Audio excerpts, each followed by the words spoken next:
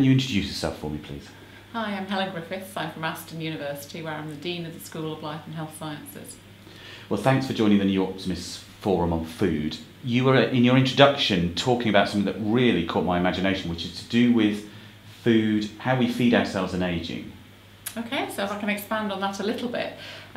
Very much the idea that we're looking at in Aston now, in our Ageing Research Centre, is how our metabolism changes with age. And in actual fact, some of the things that we feed ourselves will also trigger the same sort of changes in our metabolism.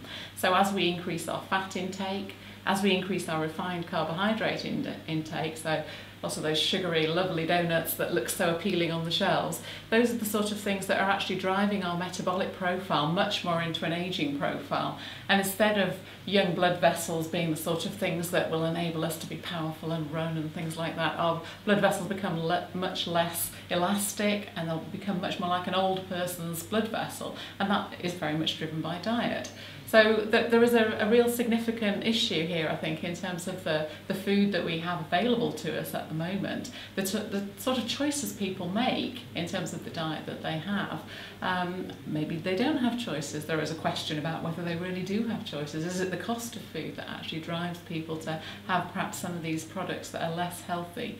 But at the end of the day, what they're doing is they're aging their bodies more rapidly, and I think it's something that we as a population have got to look at, because we're going to end up already with people that are living longer because of we have less infection, so that the whole kind of early death is disappearing, but actually we're living longer, but probably will live longer with poorer health. And I think there's a real gap there that we've got to look at. And do you have a sense of how much of that is down to our personal choices and how much is it down to policy and collective choices?